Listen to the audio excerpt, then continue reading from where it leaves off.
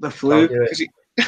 What's up, guys? We are live. We got UFC London, Jorge Masvidal versus Darren Till. I think that's a very good fight for main event. We got a good co-main event. We got a pretty good card. I think this card is definitely better than the last card. And joining me besides my host Kelton, we got MMA prediction guru.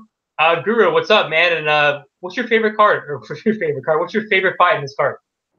What's up, man? And I don't know. I mean, there's a lot of good fights on the card, but, George Masvidal, he's one of my favorite fighters of all time, so I'm really excited to see him come back. So I'll probably say the main event for sure.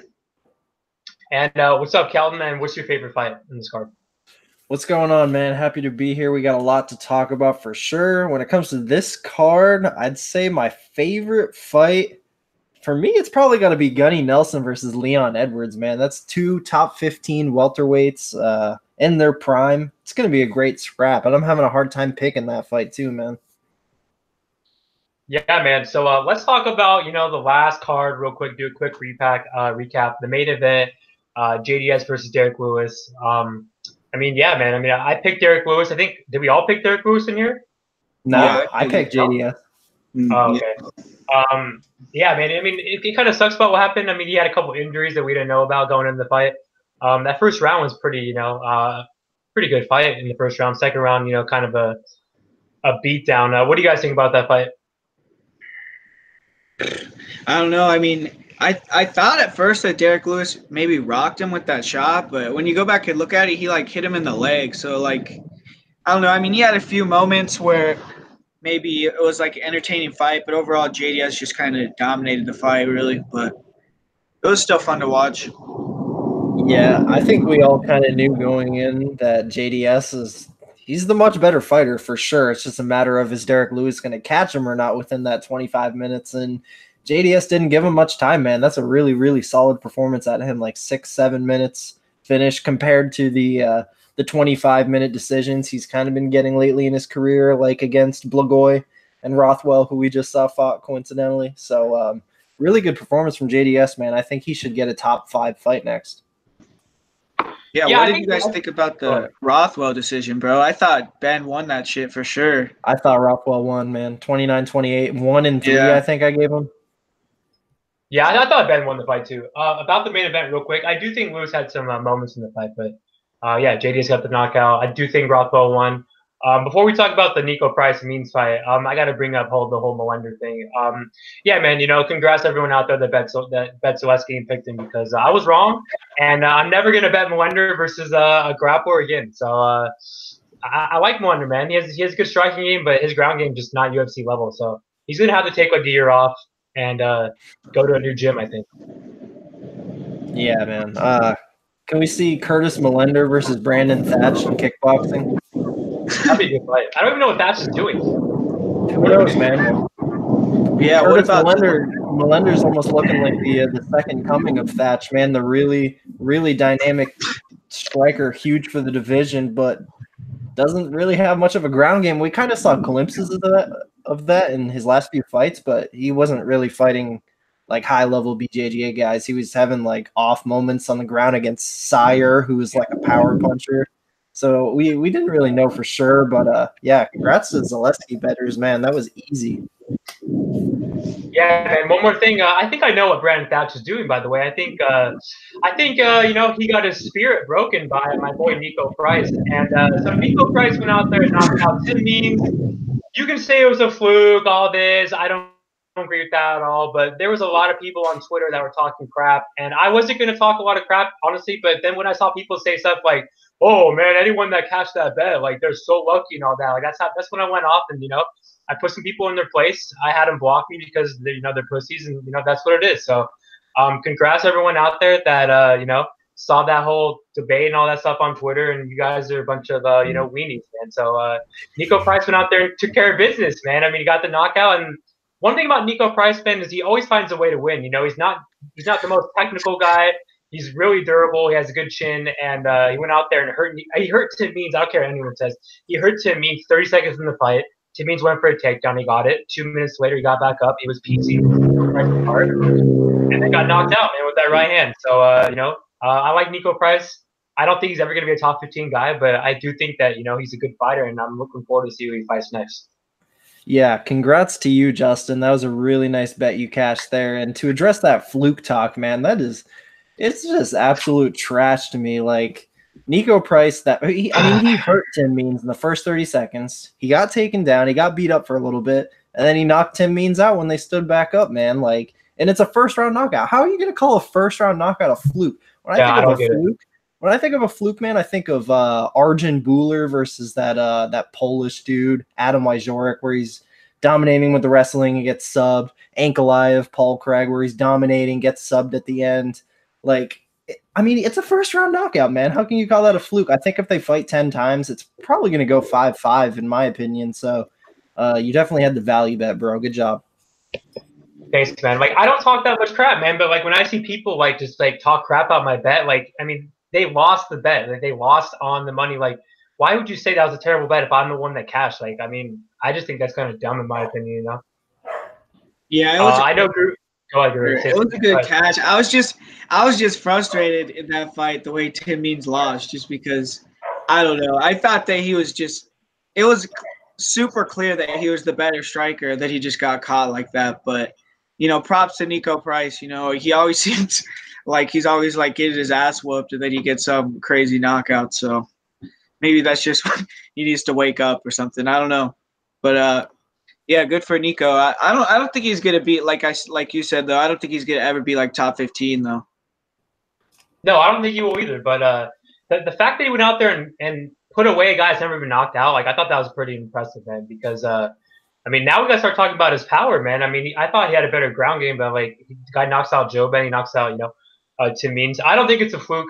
People out there can think what they want, but I think they're just a bunch of sore losers, man. I mean, if you're gonna put out stuff that Nico's a flake and all that and a fluke, like you lost money on him. Like there's nothing you can do besides say it was a bad bet. You can't just say, oh, it was a bad bet on your part because you cashed. Like that doesn't make sense to me. So it really doesn't. So people just quit being sore losers, man, and we'll be good. Any other fights you guys want to talk about in that card? Yeah, for sure.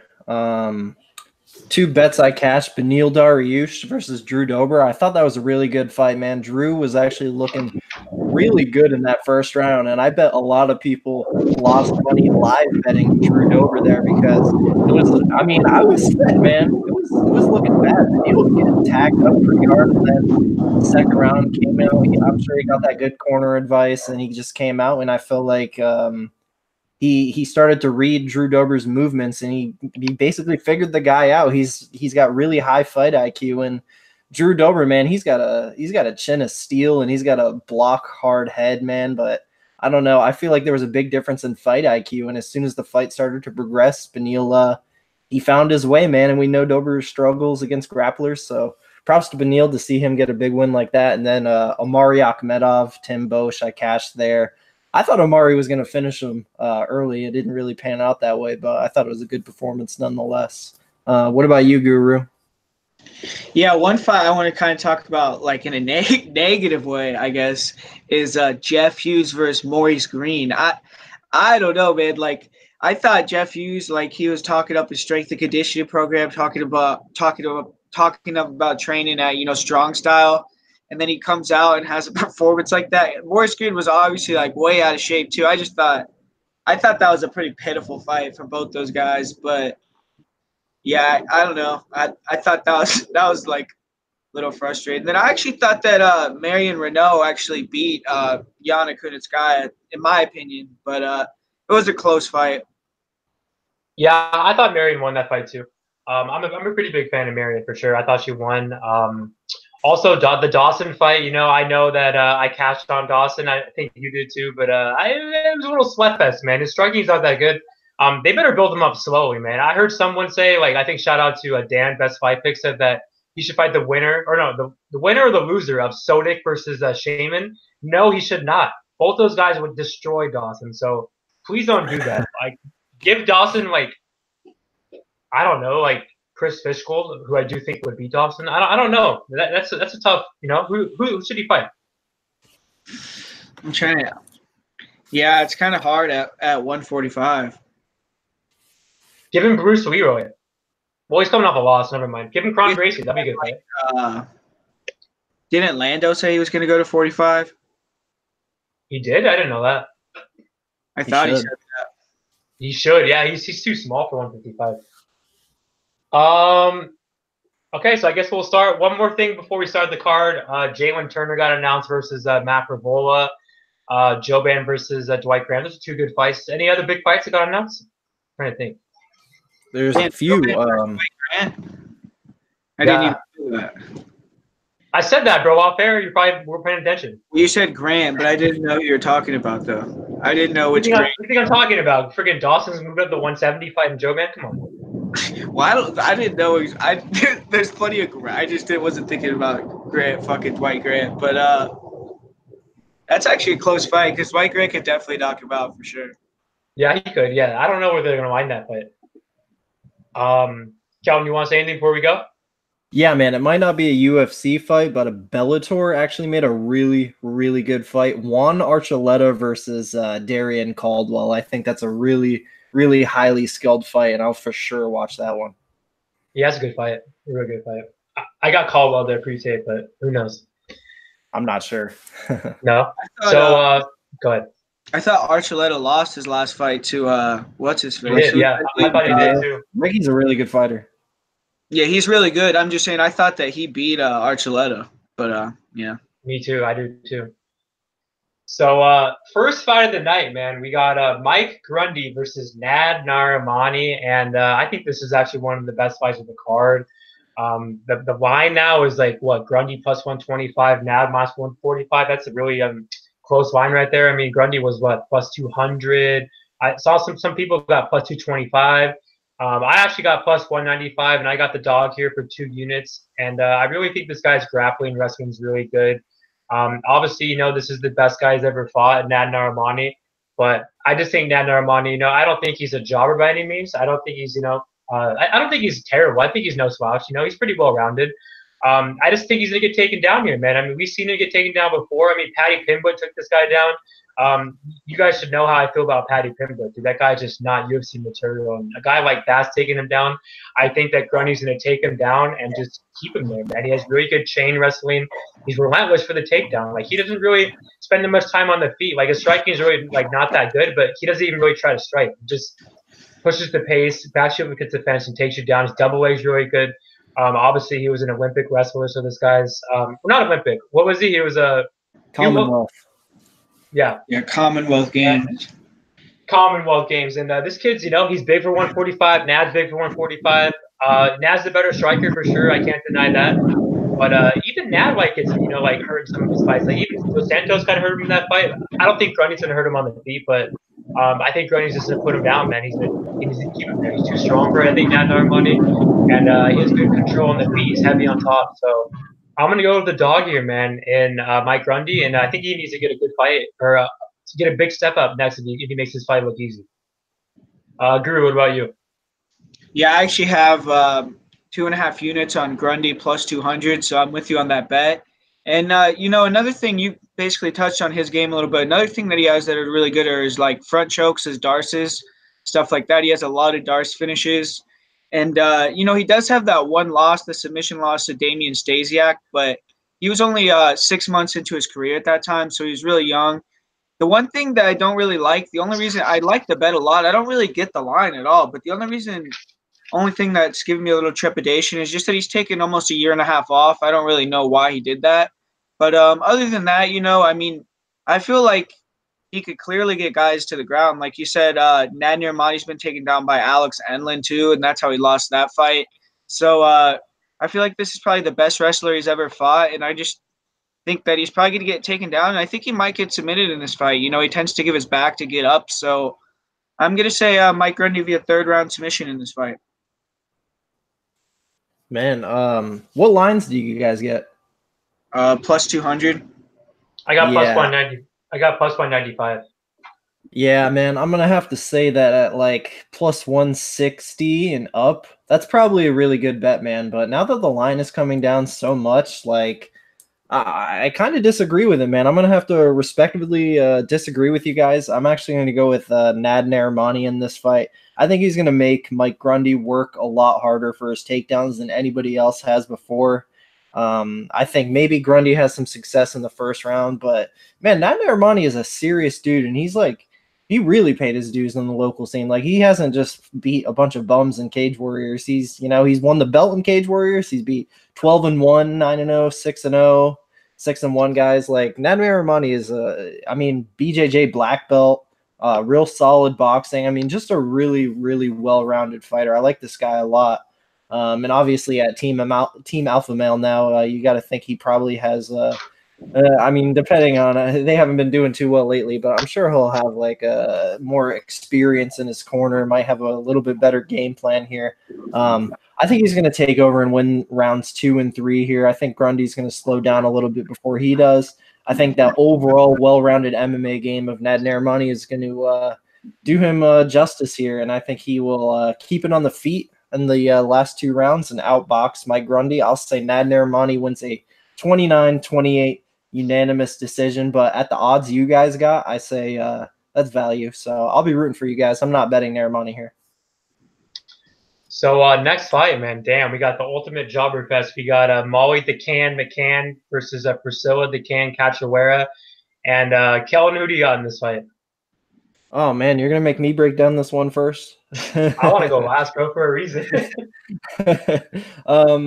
Man, I actually think, although I do think very lowly of both these girls, I actually think the way it's going to play out, it's probably going to be a pretty fun striking battle, man. But, I mean, and that's really what I think it's going to be. I just think it's going to be ugly chick brawling for 15 minutes here. Maybe Molly the Can McCann picks up a finish along the way, but Priscilla's a pretty tough chick. She absorbed a lot of damage from Valentina. Like, I think I'm going to give her the benefit of the doubt here and say she doesn't get finished. It's a chick fight. It's going to go over 2.5 rounds. And in London, England, Molly Meatball McCann will pick up a decision. I don't have much to say about this fight, man. I don't see a very high ceiling for either lady, but it's a total pass fight in my opinion. But Molly Meatball will win a decision here. Who do you got, Guru? Yeah, man, I'm actually going to just pick Priscilla just because I feel like it should be a pick 'em, and it's like I think McCann, or she's like plus 160, and I don't really know why anyone would give the Meatball any respect like that. You know, I just don't see it, man. I feel like Priscilla hits harder than her, and she's more durable, and I think it's just going to be super sloppy, and they're both just going to meet in the middle, or they're just going to be throwing punches, and I think Priscilla might be the one that wears down Molly McCann and maybe finishes her. But like you said, if it goes to decision, McCann might probably a win. But you know, I'm gonna pick Priscilla, you know, the warrior Cachoeira, to get the W in this one. Yeah, man, this is definitely one of the hardest fights for me to call. I've been going back and forth through this fight. I'm not gonna have a play in this fight. I definitely won't be touching on DraftKings. I mean, Molly McCann, she has no ground game, man, at all. I mean, her takedown defense is terrible. You know, Roberson went out there and just took her down at will and got the win. Cachoeira's coming off a really life-changing beating, in my opinion. I mean, she got destroyed against Shevchenko. Honestly, man, I think McCann might be the better striker. Like, I think Cachoeira is more technical, but I think McCann has more power. They're both slow as fuck, but like for some reason, I think that McCann's a little faster. And I think they're both pretty durable, man. I don't think Cachoeira's going to go out there and take her down. Like, she's a brawler, man. She's not that kind of fighter. So I'm going to go McCann. I can't believe I can't believe I'm picking the Can here, bro. I mean, Molly McCann. But I got her by a split decision, man. Little hometown robbery. So next fight, man, we got Danny Henry versus Dan Ige. And I'm going to let the guy that, you know, has a play in this fight go. Wait, do you have a play in this fight? Guru or no?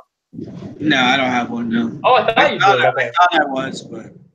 All right, we'll go first either way. Yeah, you know, when I first saw this matchup, I watched Danny Henry's first fight with Daniel Tamer, Little Tamer, and you know, just that first round. After that first round, I was thinking like I was gonna max bet Dan Ige. I was like, oh shit, like this goal is terrible because he was so slow. But I don't know what was.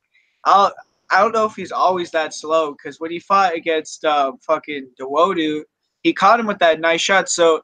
He looked a little better in that fight, way better actually, like with his speed. But, you know, I don't know. I feel like that first round, if he comes out like that in that first round where he's kind of like lackadaisical, I think Dan Ige is going to run through him. I think he's going to be able to take him down, take his back, and submit him.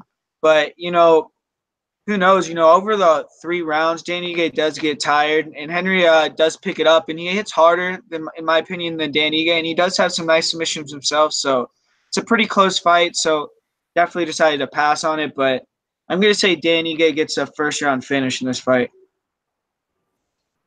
Kel, who do you got? Man, this is a great fight. I'm really looking forward to this one, man. Like, me and Justin have been talking about Danny Henry for a long time. We were really, really high on him. And, to a certain degree, I am really high on certain things he has in his toolbox for sure. Like, the guy, he has heart for days. He has a chin. He's fucking massive for the division. He's going to be a problem for a lot of guys for sure. But when I went back and watched the tape, Guru's right, man. He's slow. He's just really not that good, man. Like, I don't know if he's ever going to be that top 15 level, but to be honest with you, I actually don't think Ige will ever really be that top 15 level either. I think these guys are actually very, very well evenly matched, like skill-wise and where I rank them upon the division. But stylistically, thinking about how I think this fight's going to go, man, I don't know. I think Ige should be the faster, sharper boxer, but I just think Henry, I think his shots are going to be more meaningful. I think he can sting Ige, really like get him to back off, and Henry eventually, as the fight goes on, I think he'll be landing the more volume in the later rounds. I think Ige has to get at least a few takedowns in this fight to win. I mean, he doesn't necessarily have to sub Henry. Henry actually has good sub defense. He definitely looks like he knows what he's doing on the ground for sure. But I think Ige could definitely go out there and control at least 2 out of these 3 rounds with wrestling, and at least 3-minute chunks of those 2 rounds. Even I think he could absolutely do that, man. But I think the size of Danny Henry is going to give Ige problems with his takedowns. Like, Ige is a black belt in jiu-jitsu. He's super high level there, but his wrestling isn't really as up to par as his jiu-jitsu part of the game. So I'm going to go with the underdog, Danny Henry here, man. I think he's going to present some problems for Dan Ige, especially later in the fight. And the line's still sitting at plus 125. It was plus 140 earlier in the week. If it gets back to that plus 140, plus 150 range, I may actually have to make Danny Henry my last bet for this card, man. So I'm going with the underdog. I haven't betted as of yet. If money keeps coming in on Henry, I'm going to happily pass, but we'll see what happens. I'm going to go with Scotland's finest featherweight, Danny Henry. Yeah, man. I got the dog too. I'm not betting the fight though because I think it's a really close fight, and I don't want to fade Ige right now. I just faded him last fight and I lost. Jordan Griffin. Going back in that fight, I remember watching the fight live. I thought it was a robbery, but then when I rewatched it, I do think that Griffin lost the fight. Ige clearly won the first and I think 3rd round. I think Griffin won the 2nd round. And man, Henry, he's slow for sure, but he's really durable. But his striking is not bad, man. I think he has better cardio than Ige for sure. He's been 5 rounds. He tapped out the guy that he lost in this last 5-round fight. I think his name was Cabeza or something like that, Ige Cabeza. And he had the same dart stroke he had in that fight against Dawadu, man. So his front strokes are nasty, but Ige is a serious black belt, man. He has a really good ground game. The fight with Griffin was a really good scrap. They're both in a lot of bad positions, but he won the decision. He actually won the 3rd round, which is kind of funny because he slows in a lot of the 3-round fights. I don't think Henry is the fighter that Arce is. Even though Arce lost his last fight, Arce's a pretty good fighter, man, and he has really good striking and good movement. Henry's gonna be in his face, I feel like, the whole fight. So I got Henry winning this fight. I don't think he's gonna put him out. I think he's gonna win a pretty close decision. I see Ige, like Guru made up a good point how Ige, he's really strong in the 1st round. So Ige could finish him in the 1st round. I think Ige could definitely win the 1st round. He's a slow starter, Henry, for a reason. Will Tamer, kind of smoked him in that 1st round. And, he got him in the mat, but he's not like he took him down. He hurt him and then he was on top for a couple minutes and then Henry got back up. So, I'm going to go with Henry, man. I think he's going to win the more volume, win the better shots. I think he gets taken down, but I think he can definitely reverse Ige on the mat and stay out of being tapped out. And I don't think he's going to tap out Ige. Like, it's going to be pretty hard to tap out a black belt like Ige.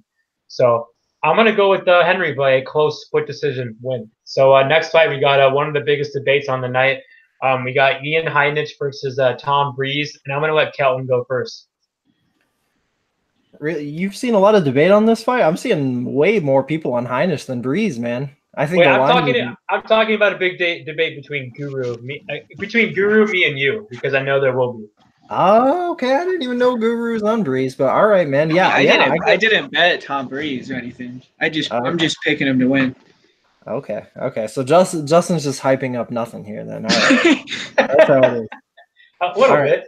Hey, But yeah, hold on. He was talking a lot of crap this week, Guru, saying so. That's why I had to bring it up. He was saying that Heinisch isn't better anywhere. Blah blah blah.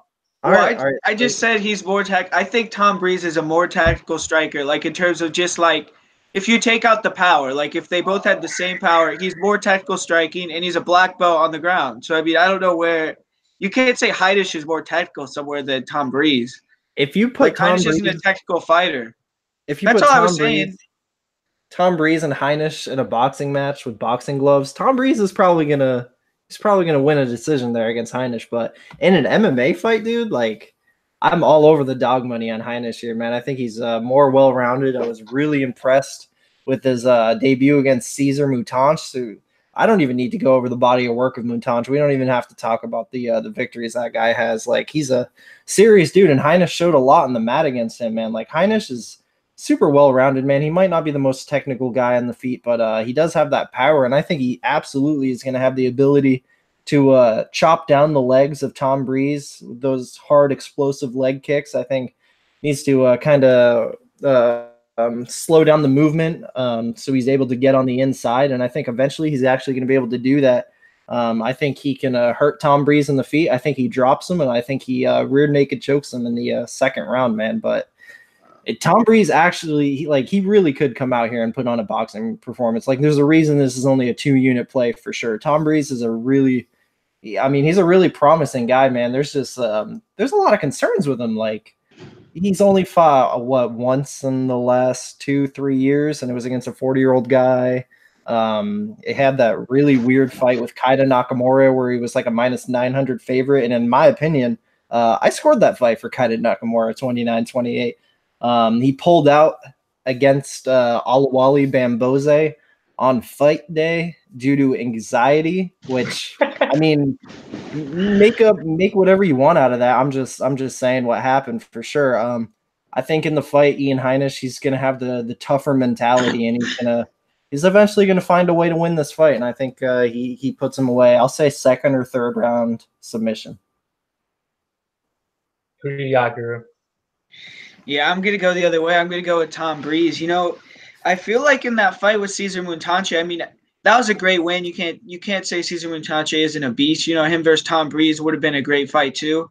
But he gave a fight that Ian Heinisch wanted much more. He went for a lot of takedowns. He took down Ian Heinisch, I think, like 6, 7, 8 times. I mean, he took him down a bunch of times, and he couldn't do anything with the takedowns. Heinisch was attacking.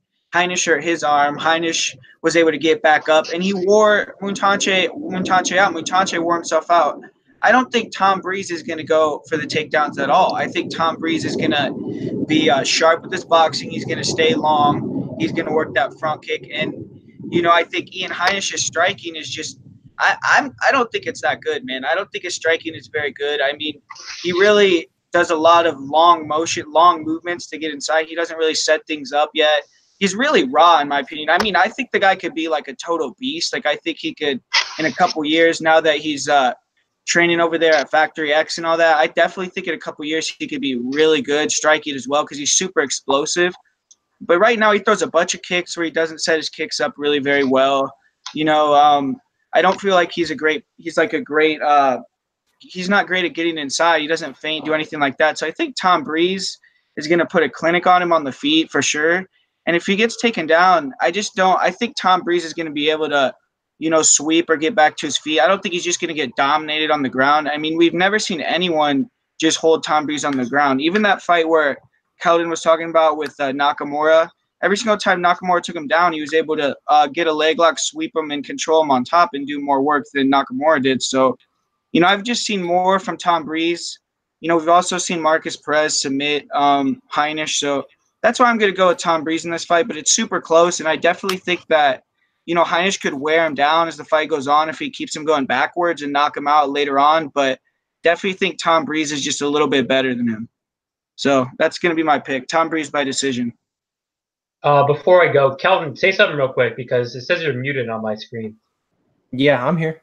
Okay, never mind. It said that you're muted. So, yeah, man, I got Heinisch here. I got 3 units at, I think, plus 135. Yeah. Yeah, man, I just think he's the better fighter, man. I do agree that Breeze is the more technical fighter, but I think that Heinisch has more power. I think he's more durable. They both have pretty good cardio. I think that, you know, Heinisch, the way that he fakes the takedown, he sets up that overhand right, man. Like, I think he's going to hurt Breeze on the feet.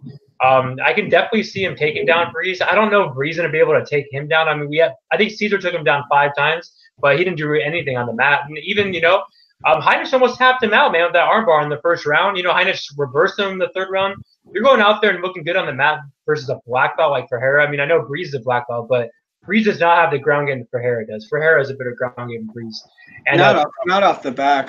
Not on the bottom though, for sure. But I don't think Breeze is going to be able to go out there and, you know, make this look easy. I don't think he's going to go out there and, you know, tap him out on the mat. Marcus Perez tapped him out, but that was a low percentage move. That was what, off his back, the way that he got that submission. Like, that's not going to happen, bro. Like, and Marcus Perez is good. Like, his ground game is really serious, and I think he's a pretty decent fighter. He just went out there and destroyed Fluffy. So I think there's no disrespect in that loss right there. We also got to talk about Heinisch because he has good wrestling too.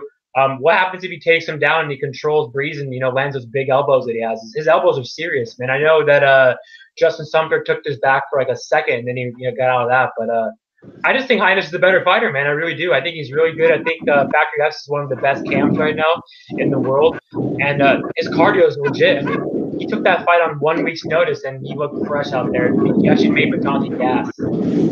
So, Kelton brought up a lot of good points, man. I don't like how Breeze, you know, well, one thing for sure, this is his 2nd fight at 185. You know, he's a big 185 for sure, but I mean, he's used to fighting a lot of welterweights. And the Sean Strickland fight, I know me and Drew were talking about this fight. I think Strickland won that fight 100%, and I actually think Strickland hurt him in that 3rd round. You could say that that I'm false, but I really do think that Strickland hurt him in that fight in that 3rd round. So we got to question Breeze's durability a little bit, man.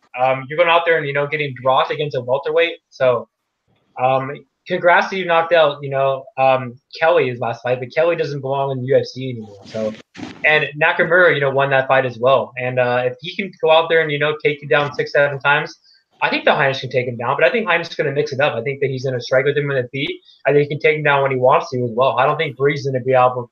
Breeze does not have the better wrestler. Okay, there's no way. No way. I think Heinisch definitely has. Breeze hasn't even attempted a takedown in the UFC in any fights. He doesn't that's what I'm saying. I don't think he's going to engage in the grappling at all. In terms of, like, unless he gets put on his back, then obviously will. But I don't think he's going to be offensive with it at all, really. Yeah. His grappling. One thing that me and Kelton were talking about too, besides Heinisch's good movement, is that this is the biggest fighter that he's ever fought. You know, now he's going out there and fighting a huge middleweight, and Heinisch is one of the biggest middleweights, man. The guy's jacked for a reason. I mean, your debut was against freaking Daniel Kelly. That guy's like a dad bod, you know. That guy's not even big at all. So congrats, he went there, took care of business. But yeah, man, I got to go with Heinisch here, man. I think he's gonna put Tom Breeze away. And I mean, one more thing too, by the way, I got to mention is that Breeze, I don't think he's training at TriStar. I think he's in England, and he's not training with the same guys that he was, man. So we'll see how training with Darren Stewart, you know, does for him. Even though I like Darren Stewart, but you know, Darren Stewart's just not the same guy Heinisch is. So next fight we got Nikolai. What is it? Just Nick, bro. Negumereanu. On Wikipedia, this is Nikolai. So Negumereanu versus Safarov. How do you pronounce that last name? Negumereanu. So first up, I'll take. Actually, no, I'll let Kelton go first. Oh man, you're giving me all the fun fights to go first on. So Safarov, man. I mean, we were just talking about Dan Kelly, who can barely stand. Dude, Safarov can barely stand. Have you seen both his UFC fights? Like, the dude is fragile, man. The dude is low-key 50 years old.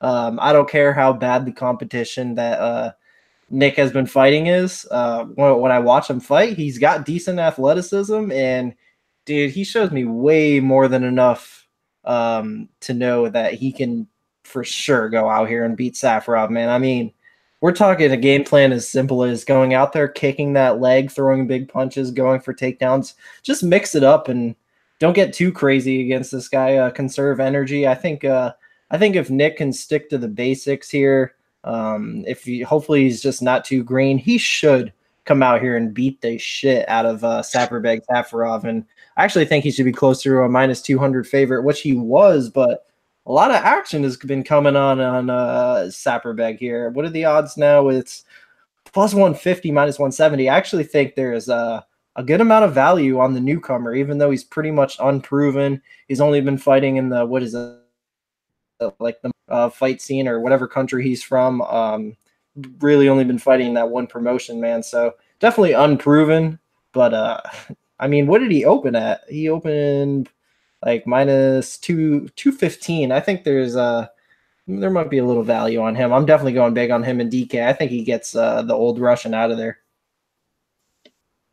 Yeah, man. This is definitely a low-level fight. I don't know, man. You know, the newcomer's undefeated, man, and but his striking is not that good. His grappling's really good for sure. I don't know if he's gonna go out there and like control Safarov. Like we've seen Safarov get taken down, but he got right back up. I know that he got kind of smoked against Tyson Pedro at the Kimura, but even Pedro took him down a couple times. I don't know if I don't know if Safarov's gonna be able to take him down, but even though we joke about Safarov and he's a jobber and all this stuff, the guy can crack, man. The guy has power. He hurt Volante multiple times. I think he's at the bottom of the division. I think the newcomer's at the bottom of the division. He's only beaten bums. The guy had trouble with like a guy that was like 14,400. Like the guy, he's fought nobody. Like he really hasn't. So Safarov's definitely the best guy he's ever fought by far. I got to go with Safarov here, man. I think that his striking's pretty good. I think he was going to knock out Gokhan Saki stiff. And I think he's going to knock. I really do. Yeah, man. Safarov would have knocked him out cold, bro, in like 30 seconds. What are you talking about? Yeah, I would have got wait, Crow Cop. I'm not saying Crow Cop. No, Gokhan. I would have picked Safarov there, honestly. I really do. I don't think Safarov's good at all, but I think his striking is better than this kid. I don't see this kid taking him down. This guy's not that good, man. I mean, he's undefeated, but he's only beaten bums. He's a small 205 or 2. He did exactly what he was supposed to. He smoked those bums bad. I don't know, man. Like, did you see that fight with that guy that was like 14,400? He almost lost. He didn't look that good in that fight. No, yeah, he did fight this one dude that, I don't remember what, it was like 11-50 or some shit. And it was like the second round, and he was getting pieced up, bro. It was. But then the dude quit on the stool for some reason. I don't know why. After the second round, he was winning the second round, then he just quit. So I guess that's why he's 11-50 or whatever his record was. But it's 14,400. Issues though, for sure. Look, Safarov had his moments, bro, in both those fights against Volante and Pedro. Yes, Volante and Pedro are complete bums, but still, though, man, this is the highest level caliber fight that he's ever they've fought. And I think Safarov can crack on the feet. The guy is super durable, man. He has a good chin. I mean, he lost against Volante, man, but that's because of his knee. And then Pedro went out there and, got that Kimura. But he was winning that fight, I feel like, until Pedro got that Kimura, man. So, and I do stand corrected. I do stand by. He would knock out Gokhan Saki in the first round. Gokhan Saki is not UFC material. He really isn't. I'm not saying Safarov is either, but it's higher than him. I'll say that. So I got Safarov. I think he's going to knock out this bum, and I think he's going to put him back to fighting guys that are 1,400. I don't. What's up with Safarov when he throws a kick and then he grabs his knee though? Like, why is he doing that? Yeah, I don't like that. That's terrible. He didn't even get kicked in the leg. He just threw a kick and he just started. And I was watching like his fights even like 5 years ago. He's wearing a knee brace and shit. So I don't know like it seems like it's a reoccurring issue, but he did take some time off. I don't know if that's why, but man, I mean it's rough, dude. I feel like if Nick lands like 2 leg kicks and then just tries to take him down, I think he's going to be easy to take down at that point. But I don't know. It's hard to trust either guy, but I'm going to pick Nick by probably a finish sometime in the fight, I guess, on the ground. So that's funny. So next fight, man, this is one of the toughest fights, man, actually to call. We got Mark Diakiese versus Joseph Duffy. And Guru, who do you got? Yeah, this fight's pretty close.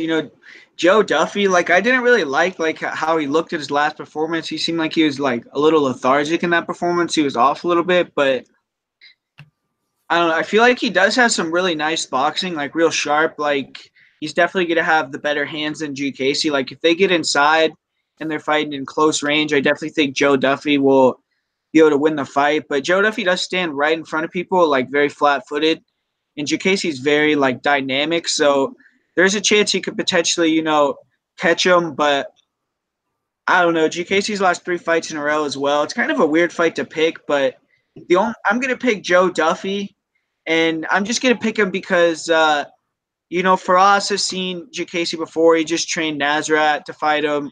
So I think that Joe Duffy could kind of fight a similar game plan. I mean, I don't think he's as good as Nasrat, but so I'm gonna pick Joe Duffy by decision probably in that fight. Kelton, who do you got? Man, Joe Duffy, he dodged a bullet. He was supposed to fight that guy, Damir Ismagulov, a couple months ago. I'd probably be picking Damir there, but to be honest, I think Mark Diakiese, he's been nothing short but disappointing in his UFC career. He's shown a lot of holes in his game. He's explosive, flashy, he's fun, but man, there's been some questionable moments. I think Joe Duffy, even though there's a ton of concerns with him. I mean, how long has he been away? I hear rumblings of retirement talk. Like it's definitely not looking good. I definitely would not recommend betting Joe Duffy at the -200 range here in this fight, but he should win, man, because skill for skill, he's the better, more technical boxer on the feet. I actually think he has a really big jiu-jitsu advantage as well. So I like him wherever the fight goes, and I think for sure whoever wins this fight, I think is going to get a finish. This is going to be one of my big ones to target on DK because I think Duffy probably gets a sub or Diakiese catches him with some of the flashy shit. We just saw Duffy get knocked out at his last fight.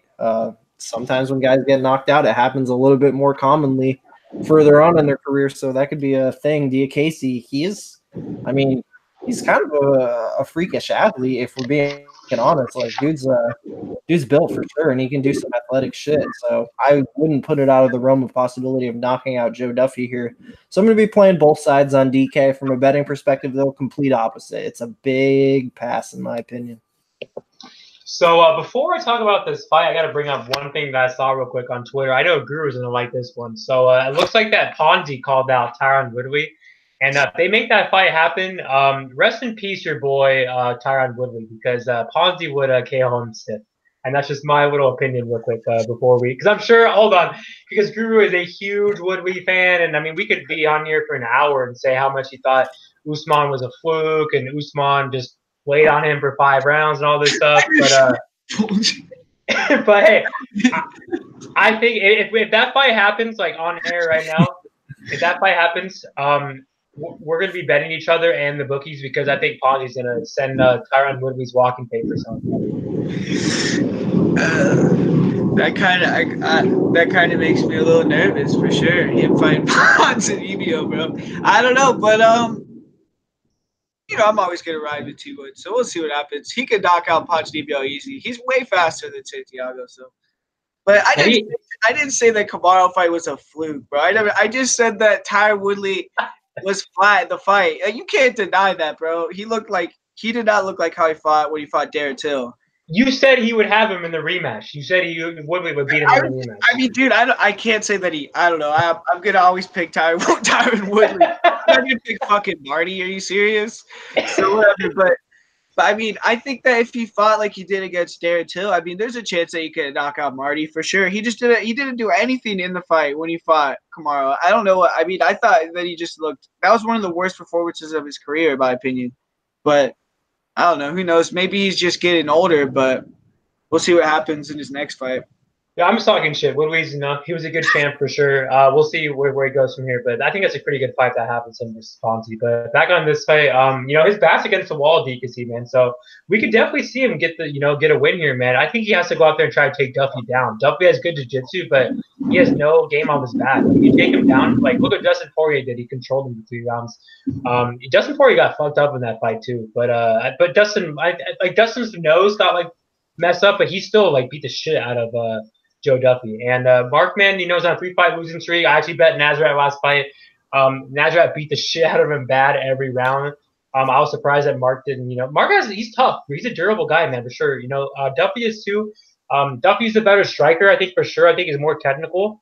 But I think Markman, like, I think Mark's faster. I think Mark's the bigger guy. I think Mark has power as well. I think Mark could just, if he wants to fight smart, he can go out there and take him down. I think he could take Duffy down, to be honest. He's a more athletic guy, too. I think we're going to see a good Mark here because this is, you know, he's going to get his walking papers, bro, if he loses this fight. So I'm going to go with Duffy by split decision, but I do think that Mark's live, and I do think Mark has a chance to win. A good chance. So next fight, we got Arnold Allen versus Jordan Rinaldi. I mean, this is a pretty close fight, man. I've been going back and forth in this fight. Rinaldi's a way bigger guy for sure, you know. He probably has the better wrestling, but Arnold Allen, man, like, the kid's a scrapper. Like, he you know, he always finds a way to get the win. Good record. I know his only loss is against Marshman Wazarek, and that was a long time ago. Rinaldi's chinny, too. Like, he's low-key chinny. His striking is not that good. I think Arnold's way more technical. I think he's the better striker. I think he can actually take Rinaldi down, too. And I think he's going to make a dominant, you know, performance here. So I got Arnold Allen, and I got him by a third-round TKO.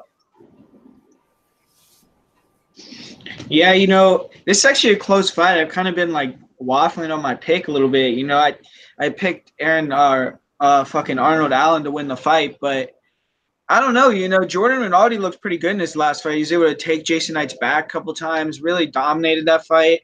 And, you know, I know he used to train with Draculino down there in Atlanta and all that. Now he's training with Ryan Hall. So he's training with some elite guys in jiu-jitsu. And I definitely think he's pretty good on the ground for sure, has good takedowns. And we saw Mads Burnell kind of take down Arnold Allen all the time in his last fight. But definitely think for him to win the fight, he has to slow the pace of the fight, take him down, you know, try to control him on the ground, grind him out.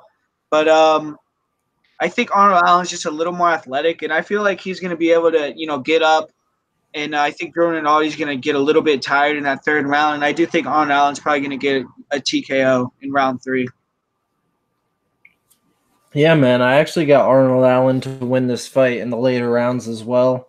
It's kind of nice to see Jordan Rinaldi getting some respect on the betting lines, but I definitely have to think that Arnold Allen should be the favorite here. It's interesting because that fight against Mads Burnell, that's another wrestler, man. And Mads Burnell was on his way to winning a decision in that fight. I actually bet on Mads Burnell with pretty decent dog odds there, but fortunately he came up short in that third round, got finished. Arnold Allen is a beast, man. He's getting better every single fight. I mean, this kid is still so young. What is he, like 25 years old? Jordan Rinaldi's last fight, like, props to him for cashing as a pretty decent-sized underdog there against Jason Knight, but let's be honest, Jason Knight did really nothing to get back up to his feet. Like, he was just like a fish, man, and I don't think Arnold Allen will not be a fish here. I think Jordan Rinaldi might land some takedowns in this fight. I think he'll definitely land some takedowns in this fight, but Arnold Allen, when it comes down to it, he's going to have more tools, and I think he has more paths to victory, actually. So I'm going to go with Arnold Allen by third round submission. So next fight, this is the first fight of the main card, and this fight, man, is getting me really interesting, man. Like, this is definitely one of the best fights. Maybe not one of the best fights, but this is one of the most interesting fights in the card. We got Jack Marshman versus John the White Tyson Phillips, and I gotta go with the dog here, man. I actually bet him 2 units at plus 160. I can't believe I'm betting John Phillips in a UFC fight. He's definitely one of the worst fighters in the roster. But I think this matchup here, man, is gonna play right in his hands, man. I think Marshman's gonna give him the fight that he wants. Marshman's not a wrestler. Marshman's not gonna go out there and take him down. Yeah, Marshman has a couple wins by sub, but they're off his back. Phillips is not going to go out there and take this guy down. I think he's only going to get him down if he hurts him on the feet. I think he's more durable than Jack Marshman. I think he hits harder than Jack Marshman. I've seen a lot of people on Twitter say, this is what they're saying. Oh, man, Marshman's going to win because Phillips, you know, his ground game's terrible, man. He's been tapped out 5 times. Marshman's going to go out there and take this kid down? Like, no way, man. Like, Marshman's a brawler, man, and he's coming off a beating last fight. I mean, he got his ass kicked. I mean, Carl Roberson made the fight. I feel like Roberson, okay, So Roberson hurt himself in that first round. If he wouldn't have hurt himself, he wouldn't have went out there and went for the wrestling. I think Roberson could have KO'd him like in the second or third round, but he took a lot of damage in that fight versus Baby K, Carl Roberson, and he's been knocked out 4 times. You can arguably say that John Phillips has only been knocked out once. I mean, one of the times was like a doctor stoppage or something like that, or like an injury or something. And you saw his last fight against Kevin Holland. Like, I'm a big Kevin Holland fan, and it was 1-1 going in the third. You can say Holland messed around on the feet, but Phillips hurt him in that fight, bro, multiple times. And even when Phillips got taken down, he actually showed some improvements. Like, he got right back up, and then, it actually took Holland a couple times to get him down and tap him out. So I saw improvements in that, but we're not going to see this fight hit the mat, man, unless Phillips is on top and he's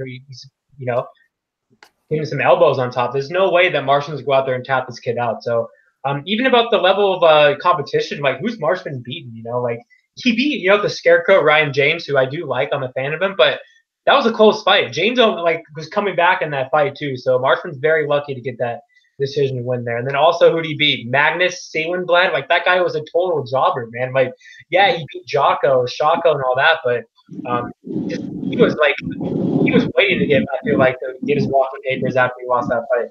And also, man, Phillips is 18 wins by KO, man. This guy hits like a truck. He really does. I like the way that he has the set of his body shots.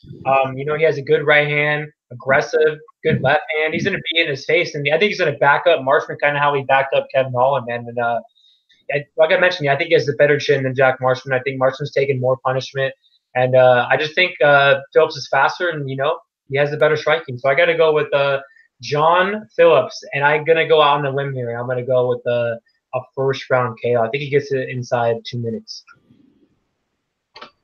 What about you guys? Yeah, man, I agree. You killed that breakdown, bro. When I look at this fight and I watch the footage on these guys and how they match up, this line blows my mind, dude. Like, I guess I can understand putting a plus number behind John Phillips' name just because he's, like you said, we're not hiding it, man. He's one of the worst fighters on the roster. But, like, stylistically, dude, like, he finally doesn't have to fight a guy that's going to take him down. These guys are going to stand and bang. John Phillips is a lot more durable. He throws more, and he hits a lot harder, man. Like, when I go back and watch Marshman versus Ryan James, like, dude, that shit is so ugly. He was like a minus 300 in that fight, dude. You remember everyone thought he was going to go out there and smoke Ryan James, and it was so slimy, dude. That fight was close, man. I think this is going to be not necessarily a coming out party, but this might just be John Phillips' one and only big moment of the UFC. And I think as a betting man, Justin, me and you always say it in this game, it's all about the spot, bro. And in this spot, a guy that's plus 160 who, in my opinion, this fight just favors him in so much ways. Like you mentioned it, Marshman's coming off a beating, bro. And again, this is another guy I question his commitment to the game. I don't know how much longer he's going to be fighting. I know he has other opportunities out there in the MMA scene in Europe, and I think there's been talks about him possibly stepping away, and I think this John Phillips fight could be the nail in the coffin to do it, man. So I'm going to go with the guy that hits harder and has a better chin, John Phillips, 2 units plus 160. Yeah, I actually bet on John Phillips too, so we all bet on Mike Tyson, I guess. Oh, so man, I mean, yeah, kind of the same thing. It's 2 Welshmen too, so I think that maybe will play in Jack Marshman's head to want to make it a fun fight for the fans type thing. And we've never seen him attempt a takedown in the UFC, so if he goes down there and takes him down, submits him, I mean, congrats to Jack Marshman. I mean, that would be a great win for him, I guess, if he were to do that. But I'm not just going to bank on him doing that if I've never seen him do it before. So I definitely think that, John Phillips hits harder. He's more durable. And I think he's going to knock him out in the first round of this fight. So I'm going to go with John Phillips' first round knockout. It's kind of funny that consensus John Phillips, all 3 of us are on the dog here. And, yeah, man, for good reason. So next fight, we got Danny Hot Chocolate Roberts versus Claudio Silva. And I'm going to let Guru go first. I believe he has to play. Yeah, I have a parlay with Claudio Silva and Nathaniel Wood on this card, and I just feel like Claudio Silva, um, he just needs one moment to win the fight. If he gets it to the ground, we've seen Danny Henry so many times. Just his defense on the ground isn't up to par. We saw that with David Zawada, almost submitted him, and I just feel like Claudio Silva's on a different level on the ground for sure. And I think his striking isn't like terrible. He hits hard. He has nice body kicks. And I think that he does a good job, where he shoots that straight left hand into his takedown, and then he'll fake the straight left hand and go for the takedown. And I feel like if he could land that shot and then take down Danny Roberts, he could hurt him, take him down, and get right into a submission. So I just feel like Claudio Silva, he's a guy who's a winner. He's 12-1, but his one loss is by DQ, so he's essentially undefeated. And Danny Roberts is a guy who's dropped the ball plenty of times. I mean, look at his fight with Mike Perry. He just seems like he's a guy that's just not trustworthy to me. Nordine Taleb knocked him out in 1 minute. So, I'm pretty high on Claudio Silva. I think he's going to be able to go in there since he knocked the rust off, did all that. And I think he's going to be able to get the win, So he's also trained at London Shoot Fighter. So he should be, comfortable fighting over there in London for sure. So I'm kind of interested to see if the crowd will be on Claudio Silva's side a little bit. But I'm going to go with Claudio Silva, the second round submission in that fight. Kelton, what do you got? Man, this is a really close one to call for me, but when I was going through and making the old DK lineups, and when I'm going through and making my DK lineups, and I'm trying to pick guys for my lineup in fights I'm not really sure of, I feel like that's when the true gun to the head prediction comes out of me. And I'm going to go with Claudio Silva in this fight, man. I agree with Guru. I think his advantage on the ground is bigger than Roberts' advantage on the feet. And I do think Roberts has that advantage on the feet, man. I think he might be able to give Claudio problems with his range and power. But he's right, man. All it takes is that one moment. I think Claudio Silva, Guru brought it up, man. He knocked off that rust in the Taleb fight. He's returning in less than a year. He's not gone for 4 years this time. That was a great win against Taleb too. A lot of people act like Taleb just handed him that win, man. Don't take that victory away from Claudio Silva, man. Taleb's been on a run these last 3 years. I know Taleb was actually kind of, I don't want to say he was a joke, but nobody really thought high of him before he went out and knocked out Eric Silva. But Nordine Taleb is a very good win in the cap, feather in the cap for Claudio Silva there. And he's got a lot of good wins, man. I think he probably adds Danny Roberts to his list of victims here. I think eventually he's going to get this fight down to the mat. He's probably going to have to eat some shots first, which is sketchy. That's why I'm staying off of him, just because I feel like he is at a disadvantage on the feet. But he'll probably get this one. I don't think Danny Roberts has got too high of a ceiling. I actually think Claudio Silva could probably get the better wins in the division of the two guys here. So even at 36 years old, I think Claudio Silva has a better chance to make it to the top 15 or anything like that. So I'll say second round submission, rear naked choke for the Brazilian. Yeah, man, I'm gonna complete the trifecta. I also got the Claudio Silva here, but this is pure striker versus grappler matchup. I think Roberts definitely has a better striking for sure. He's improved, man. He definitely improved so far in the UFC, but I mean, he has a mad chin. I'm not gonna sit here and say Claudio Silva's gonna knock him out. That's not gonna happen. But if Silva drop him, I wouldn't be surprised. I mean, his chin is not that good. Just like Guru said, if Silva takes him down once, that's all he needs. He has one of the best ground games, I feel like, in the division, and he is a lot older, but I don't know, man. He's definitely taking less damage, and I mean, I think he's gonna find a way and get this to the mat. And if he gets it to the mat, he's gonna get that win. I feel like. I mean, Zawada took him down 3 or 4 times, kind of controlled him. Didn't Bobby Nash take him down too? Yeah. Yeah. So I got Claudio Silva here. I think he's gonna get a submission win. So next fight, we got Nathaniel Wood versus Teco, Quinonez, and Kelton. Who do you got? Yeah, man, this is my biggest play of the night. So I have 4 plays on this card. 3 of them are underdogs, and then I have 1 here on Nathaniel Wood. It's my first 5-unit play in over a month. I got really good odds. I beat it by 100 cents of value at this point. I got 5 units at minus 235. Now it's minus 325. I like Nathaniel Wood wherever this fight goes, man. I think at this point he's kind of shut some people up. I thought he had a really good performance against Andre Ewell. Like it's kind of crazy looking back that Nathaniel Wood was a dog at one point in that fight. He showed that he's got a very wide variety of tools, man. Like I think this guy's very good on the ground. I think he's very good on the feet. Although a lot of his fights have been that kind of brawling style, I think he has a lot of technique behind his boxing as well. And I think that's probably what he's going to have to go to here against Teco. Like as long as he stays technical, I think he can just piece up Teco on the feet. If he makes it a brawl, hey, anybody can get caught, man. And Teco is definitely no jobber by any means. I'm not going to sit here and disrespect him. Like he's had some moments in the UFC, but I'm going to be honest. Like Teco is a guy I've had a lot of money on before. Like I had a huge bet on Teco against Teruto Ishihara. And dude, you should not be making me sweat like that against Teruto Ishihara, dude. What are you doing? Teco, I thought he made some improvements at the beginning of his career. Like when he first came in from Tough Latin America, I saw some improvements. He just looked a little bit crisper, more fluid, more confident in there. But after his first couple fights after Tough, I feel like he's kind of plateaued since then. I haven't really seen anything else from him.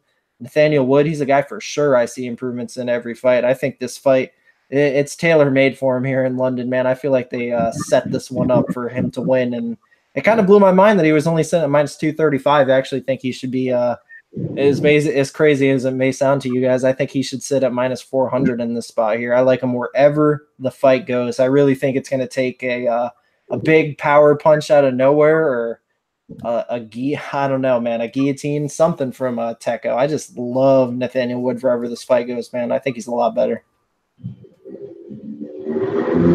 Yeah, man. So,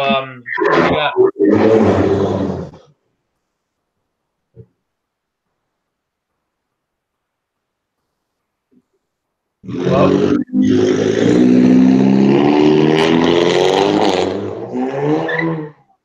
What do we got going out there, Guru? Just like burning out or something. I don't know. We're good now, I guess. All right, cool.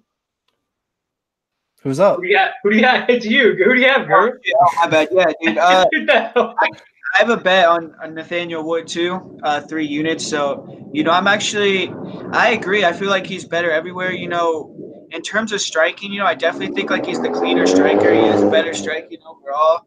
And, I feel like Teco throws a lot of wide shots, and I feel like Nate could, hit him up with the straight shots, hit him with the leg kicks, and just be a little bit faster, a little bit quicker. And I do think he could take him down as well. Teco, I feel like he's going to try to use lateral movement and take down Nathaniel Wood. Actually, I think that's what he's going to try to do in this fight, try to walk him into shots, then try to take him down, because he actually does have pretty good body locks, good double legs as well. So if he can take him down a couple times, it could be a problem, but I don't see him being able to take down Nathaniel Wood. I think he's more explosive, better athlete, and I think if Nathaniel Wood takes him down, I think he'll be able to control him on top.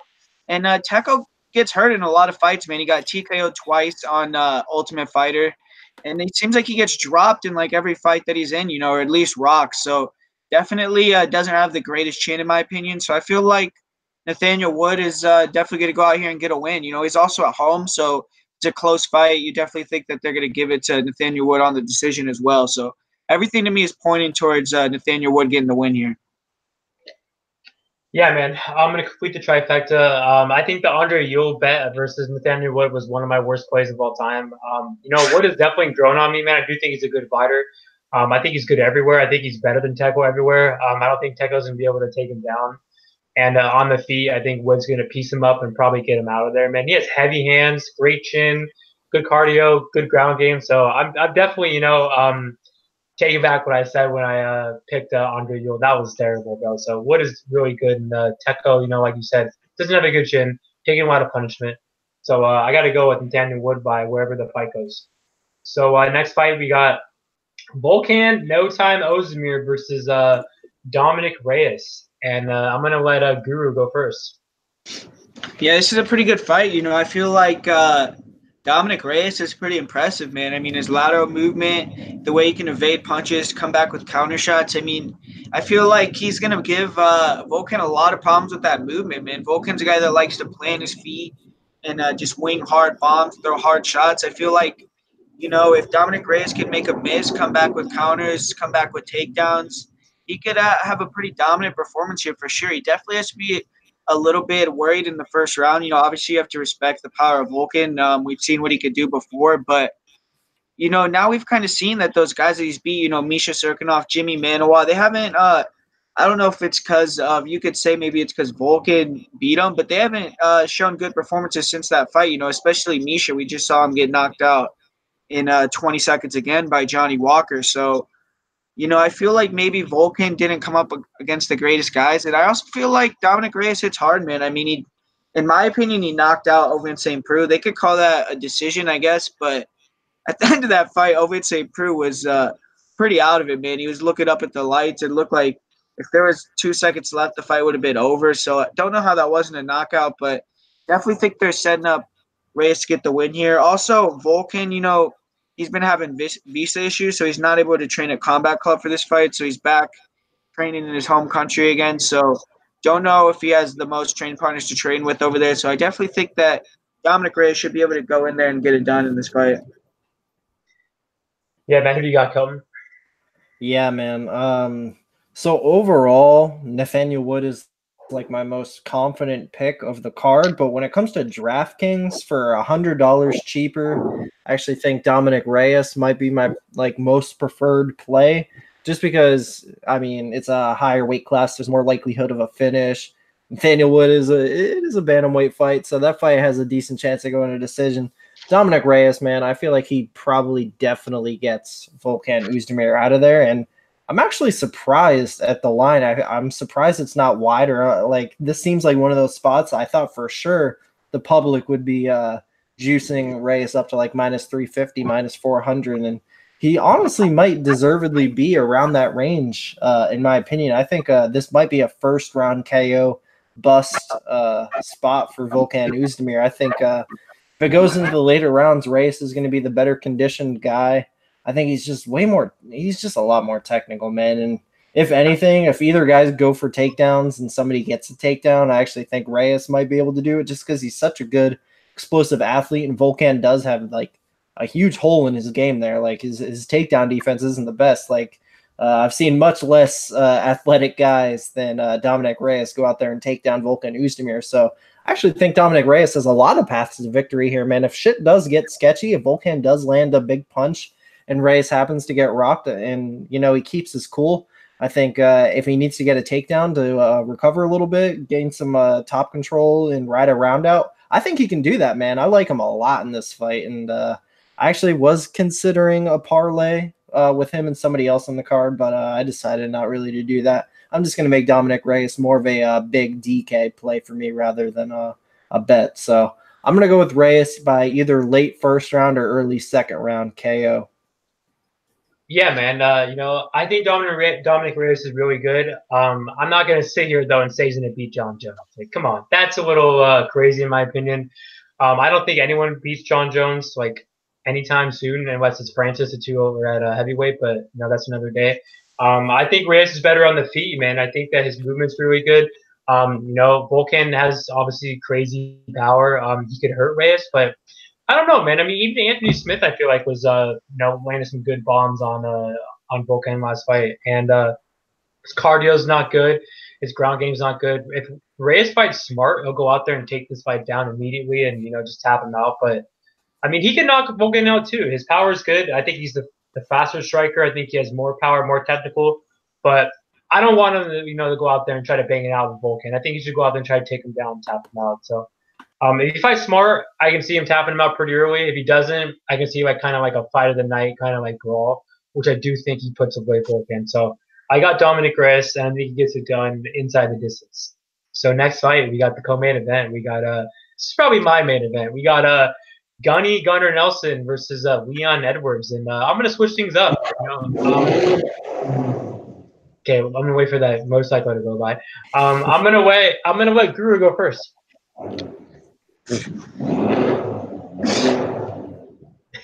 And yeah, bro, I have 4 units on Leon Edwards here. I just feel like, you know, I know you got Gunny Nelson here, so we're probably gonna have a fun debate here. But you know, I don't know. I feel like Leon Edwards is just a step above Gunnar Nelson, like just in terms as a fighter overall, because Gunnar Nelson, to me, his striking is just very basic, man. I mean, he has his hands down. He does that karate thing. I think, it's more of an illusion just because he could come in really fast, but it's not like he does karate blitzes with the shots very often. I mean, sometimes you have the one shots, but I don't know. I feel like Leon Edwards is definitely better on the feet. I feel like Gunnar's really heavy on that lead leg. I think Leon Edwards is going to chew that lead leg up with leg kicks.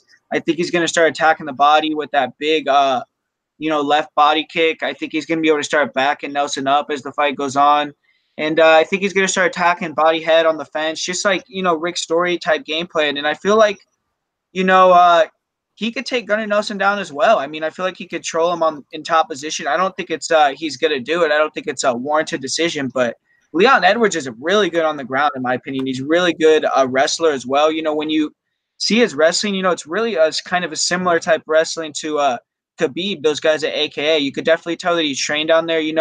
He'll take people down. He'll get to that side control. He'll get the double wrist lock. He'll take the back that way. He does a lot of he'll turk the legs to get to mount. So he does a lot of similar things like that. He has good ground and pound, great control. And I don't think he's going to take him down. But, I just feel like he's a guy that's very cerebral. He's a guy that comes in with a game plan. He's not going to be, swayed by the crowd, fighting at home, anything like that. He's just going to be completely composed, in my opinion. And I think he's going to go out there and just be able to completely dominate the striking with Gunnar Nelson. I think he's going to cut down his leg, tire him out as the fight goes on. I definitely think he has the better cardio as well. And I think he's going to win the fight pretty easily, 30-27 decision. Kelton, what do you got? Who do you got, man? You got to play. I wanted to go last, but okay, I'll go. So I got Gunnar Nelson, and man, I played him. I think 3 units at plus 140. Yeah, that's kind of disrespectful as well. But man, I respect Guru's decision, all that. But this is a debate, and we're going against each other, so may the best man win. I don't know if Leon's gonna go out there and take him down. I'd be surprised if he went out there and kind of like controlled him on the ground, because I think Gunnar has the better ground game. I think Gunnar definitely could go out there and take him down. I actually think that's a path of victory for him. Leon's, definitely improved a lot. He has a good, well-rounded skill set, but we've seen, though, like, he's been taken down in his last couple of fights. Cerrone took him down twice. I already know personally, but Guru would pick Cerrone versus Gunny, but I got Gunnar Nelson over Cerrone all day. Also, we can talk about that later. So, also, Luque took him down twice. Sabata took him down once. Like, I think Gunnar Nelson's going to take this guy down. I think he's going to control him down there, man. Leon hasn't been on the mat with Gunnar Nelson, man. Like, Gunnar Nelson has a legit ground game, and I think it's elite. I think it's one of the best ground games at 170. So if you talk about Gunnar's career and all this, and Guru's just going to be laughing because we've been debating on Twitter about all this stuff like for weeks now. So if you talk about the Damian Maia fight, like I don't even know why you're going to bring that up. Leon Edwards doesn't have a Damian Maia kind of like skill set. Number one, go ahead. What do you mean Damian Maia? You think Leon Edwards is going to Damian Maia Gunnar Nelson? What? When did I say? I never said anything about Damian Maia. No, I'm saying like because you brought up how Damian Maia like smoked him and all this stuff like Gunnar Nelson. Like Leon Edwards is going to cannot do what he did to him. Okay. I didn't get what you're saying. Okay, I thought you were saying I was saying he was going to be like Damian Maia in this fight. I never said that. Okay, I got you now. Yeah, Damian Maia destroyed Gunnar Nelson. But I've said this multiple times, and you're going to hear this again because I've said it over Twitter multiple times. Gunnar Nelson wasn't on the sauce. He wasn't on the juice when he was fighting all those guys. Rick Story. But look at his physique now. He's absolutely shredded, man. And I thought he looked really good against Howboy, too. I know Howboy, reversed him. But, I mean, Howboy, landed some big shots. But Gunnar's durable, bro. Gunnar a good chin. And Gunnar took him down the second round again. I'm not even going to bring up how Howboy was grabbing the fence multiple times. And you saw those elbows that Gunnar landed on his face, dude. Gunnar is a beast on top. His ground game's legit. I think Leon Edwards is the better striker. I think his striking is good. I think he has very good technical boxing. But make no mistake about it. It's not like he smokes Gunnar on the feet. Gunnar has good striking, too. And let's talk about Gunnar's movement. I mean, Gunnar's inside, like, super fast. Gunnar's fast, man. He's faster than Leon Edwards, I think, too. Gunner's going to get inside and throw some bombs, man. And we're going to see how Leon Edwards' chin is tested here, man. I mean, Barberina dropped him pretty hard in the second round. Ponzi KO'd Gunnar, but, like, let's be honest, dude, that was controversial, man. Gunnar, like, hurt Ponzi immediately in that fight, and then Ponzi eye-poked him, and then it changed the whole fight. If they fight again, that's a totally interesting fight. Bro, it wasn't controversial when he was knocked the fuck out, bro. He was out cold, dude. Because he had one eye, bro. He had one eye. He couldn't even see. Like, watch the press but that definitely did some damage to your chin, though. You can't say it was like Robbie Lawler. He definitely got fucked up bad. Like, he got knocked out cold. His chin looked really good last fight. He took some big shots against Cowboy in the mat, and he went out there and, took care of business. Yeah. So I think they both have good chins. I don't think either of them have a bad chin, but I've seen Leon, get dropped before, and Gunners hasn't really been dropped, man. Besides that KO loss, and you can't ignore the fact that he's been taken down in those fights. Cerrone took him down twice. I mean, Luque twice. I mean, if Gunnar takes him down once, that's all he needs. Gunnar has a better ground game than Luque. He has a better ground game than Cerrone. He has a better ground game than Sabata. Yes, he has a better ground game than Cerrone. But Leon was grappling with all those guys, though. He tried to take all those guys down. He's not gonna. He's not going to try to take down Gunnar at all. I don't think he's going to try to grapple with him at all. So, like, Luque, I mean, he dominated those guys, too. So all those guys you named, he destroyed them. Cerrone. I wouldn't say he dominated Cerrone. He did not dominate Cerrone. That was a close fight. He did not dominate Cerrone. It was a clear decision. There was no controversy at all. Like, he won a very easy decision. I mean, it wasn't like people were saying Cerrone won or, like, almost won. It wasn't.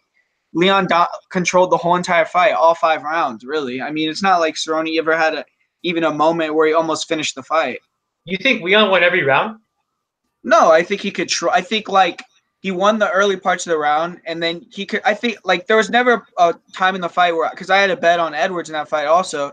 There was never a point where I was saying sweating that fight where I was thinking Cerrone was going to win. I thought Leon was in control the whole time.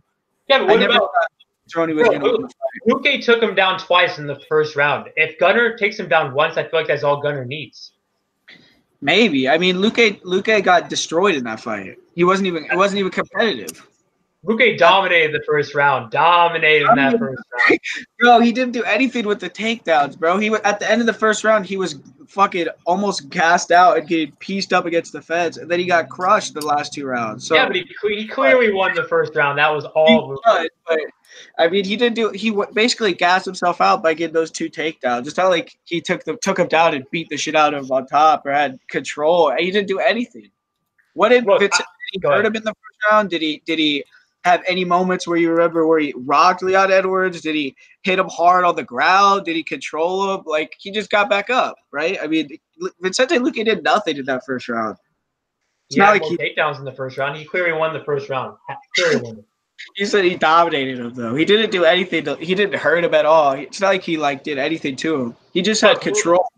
Luque's one of my favorite fighters in UFC, but he does not have a better ground game than Gunnar Nelson. He does not have better wrestling than Gunnar Nelson. And honestly, but besides the whole grappling advantage, and I feel like Gunnar Nelson could take him down, just like Kelton was nodding his head, Gunnar could hurt Leon 100% on the feet. You can't disrespect Gunnar's striking. He has good striking.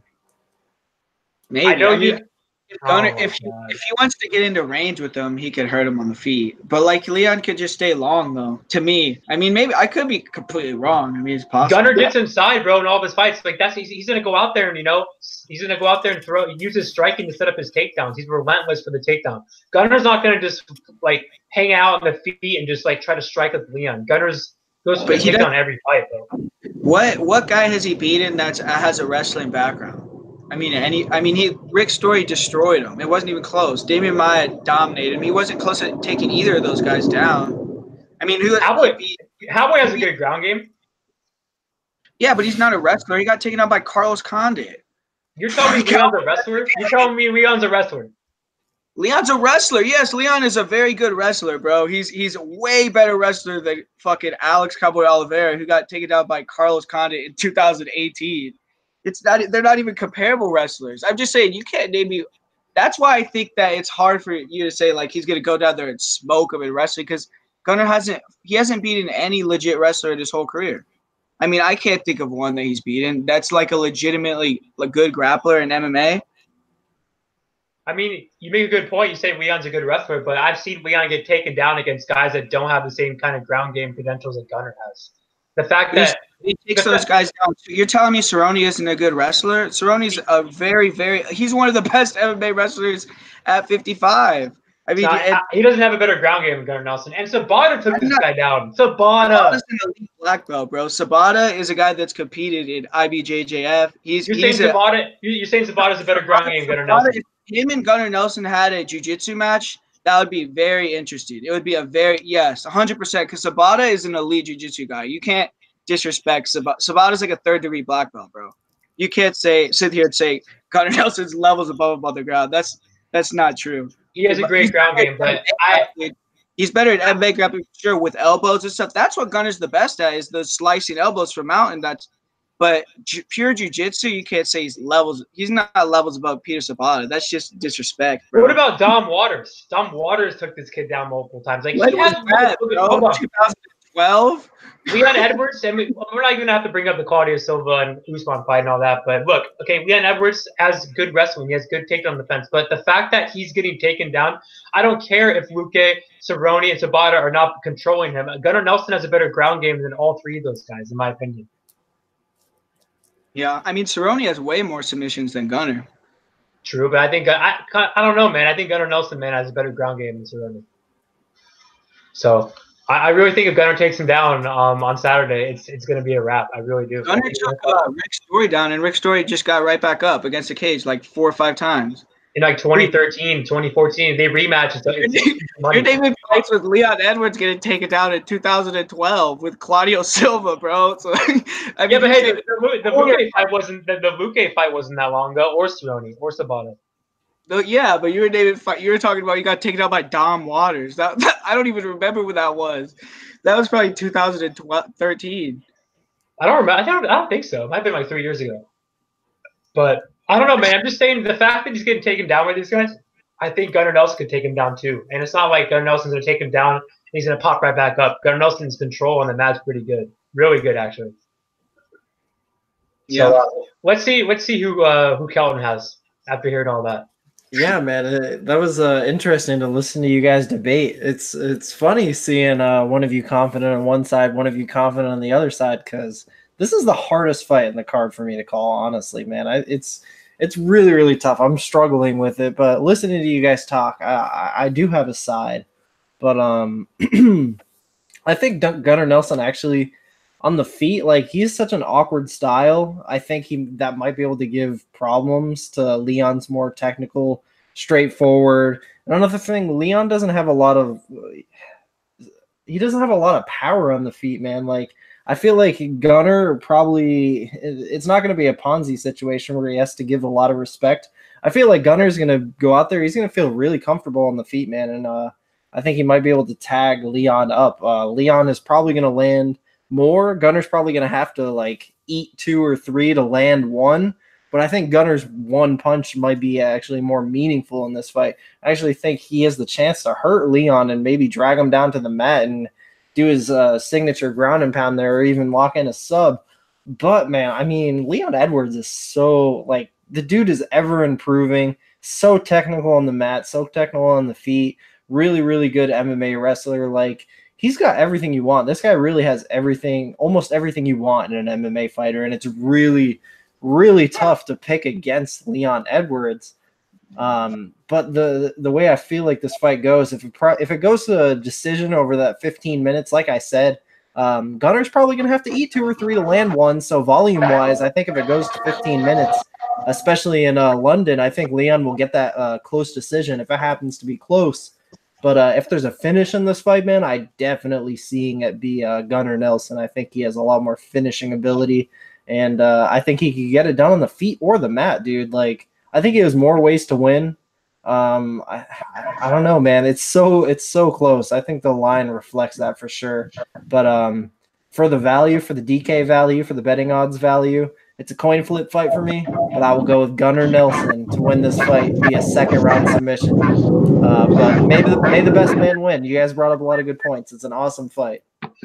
So main event, we got Darren Till versus Jorge Masvidal, and Kelton, who you got?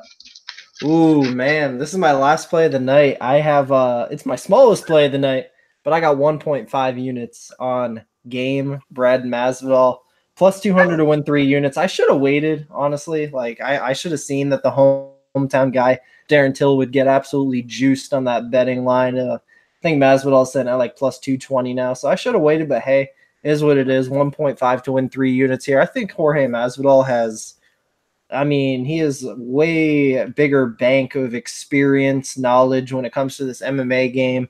I feel like Darren Till probably has more holes in his game that he has yet to patch up, rather than Masvidal, who's just Masvidal is a pretty complete MMA fighter, man. A lot of people will just think of him as a boxer, but he has underrated jiu-jitsu, underrated wrestling.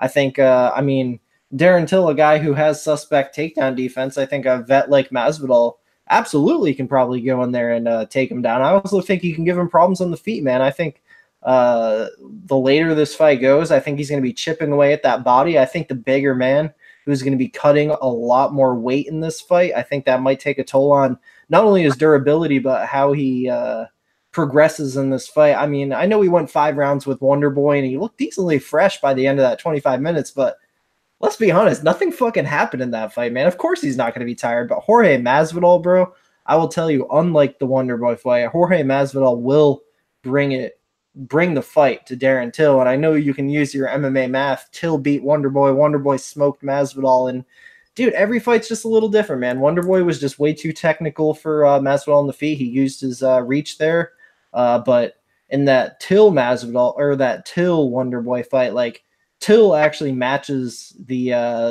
length and the size, and Till was able to get on the inside a little bit more and just do a little bit more. It was just that's just a much better fight for Till than it is for Masvidal, in my opinion. So I wouldn't put too much stock into comparing their two performances against Wonder Boy. I think here, man, I think Till, like, obviously he's so much bigger, man, and who knows, maybe he can even catch that chin of Jorge. Maybe he can just land more shots over 25 minutes. Jorge had a inactivity problem in the past, but that really hasn't been the case lately. I feel like he's come out a little more aggressive. And at the welterweight division, I know he got skunked in that Wonder Boy fight, like 30-27 across the board, but that Maya fight, like Jorge Masvidal had a lot of moments in that Maya fight, and I actually think he completely flushed it away. Like, I thought Masvidal had that shit in the bag, man. And he started to engage in the grappling with Maya when I feel like he could have easily just broke it off and beat up Maya on the feet. Go back and watch that fight, man. He absolutely flushed it down the toilet. But in my opinion, he definitely proved that he belongs in the top 10 of the welterweight division. So with all that being said, at plus 200, I think that's an absolutely disrespectful line on Jorge Masvidal. I think he comes in here with a vet game plan and eventually finds a way to get the finish over Darren Till. I'll say 4th round Darce choke. Who do you got, Guru? Yeah, I'm actually gonna. I think it's a really close fight, to be honest with you. Like, I feel like Masvidal has to respect. I know you said he's gonna go in there and get in his face, which I do agree with. He obviously is, but I feel like he has to, at least early on, he has to respect just the size and the power of Till, because Till's going to be way bigger than him for sure. I don't think he can go in there and like just start walking him down right away. And I do think that Till actually has some decent takedown defense. I mean, we saw him get right back up at when Cowboy took him down. He defended all the takedowns of Tyron Woodley. So I think his takedown defense is fairly good, but he is pretty low output, man. I mean, he doesn't throw many strikes. I definitely think that over 5 rounds, Masvidal is going to throw more volume. I think he's probably the better boxer as well, but I don't think he's going to have the power to finish Darren Till, and I just get this feeling that at the end of the night, everyone's going to think, George maybe won the decision, but they're going to give the decision to Darren Till. So I'm going to say Darren Till wins a 5-round decision in that fight.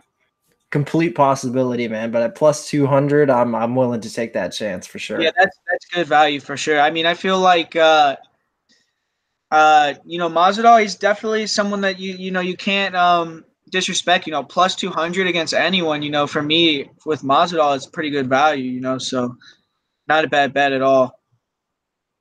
Yeah, Justin. This is a very close fight as well. Masvidal is one of my favorite fighters in the UFC. I'm a big Till fan as well. I gotta go with Till here, though. I do think he's gonna win a close decision or possibly put Masvidal away, which is kind of crazy because no one's put away Masvidal in the UFC. But I just think that the size advantage is too much. I think Till hits harder. I think Till has more power. I think technical-wise, I think Masvidal's more technical. I don't. It's going to be close on the feet. I don't think either guy's going to get takedowns. I think Masvidal, if anything happens, like on the ground, I think Masvidal could take Till down, but it's going to be close. And Till is pretty good takedown defense. Really good left hand, has power for sure. Both have good cardio. Both have really good chins. I think it's going to be a chess match, but I think it's going to be a going the decision. I think Till could win 3 rounds, Masvidal 2. The line's off for sure. You definitely got really good odds. I think the line should be way closer than it is. One thing I don't like about Masvidal, besides the layoff, is that, man, he's 4-4, man, at 170, and a lot of his fights are close. Like, you could say Till versus One Boy is super close, but I just don't like how Masvidal always fights so close. And we'll see how he looks here. He's coming off that reality show, so I hope he's in the best shape he's ever been, and he looks like he's in good shape. But I just think Till's is so much bigger, man. So I got to go with Till. I think he wins. I think he's going to win the more devastating shots. I think Masvidal could win more shots, but I think Till's going to hit the harder ones. And we saw Masvidal get dropped last fight, but Masvidal's so tough, though. It's going to be hard to put away Masvidal. So I'm going to go with Till with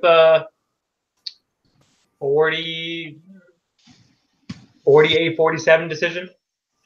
So, yeah, man, that's it. My plays are Heinisch, Grundy, Gunnar Nelson, and Phillips.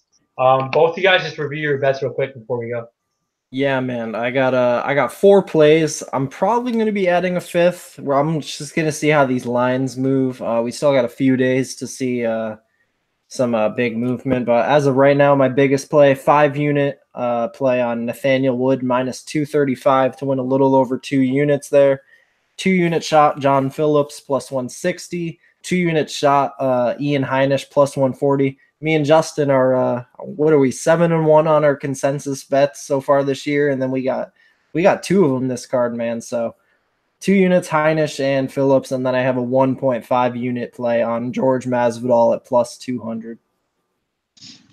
Yeah, I got 4 units on Leon Edwards. I got a bet on Nathaniel Wood, Phillips, Grundy, and then parlay with Claudio Silva and Nathaniel Wood. So those are my plays so far. All right, guys. Everyone, go out there, and if you don't follow Guru, you can check him on Twitter at MMA Prediction Guru, and it's always fun having another guy on. Next week, man, not the best card, man. It really isn't. I haven't looked into it yet, but just by browsing through the card, like I feel like it's gonna be a tough card, man, for betting. So we'll see how that is. And yeah, man, thanks for coming on, Guru, and we'll be back next week, guys. Let us know in the comments below who everyone has.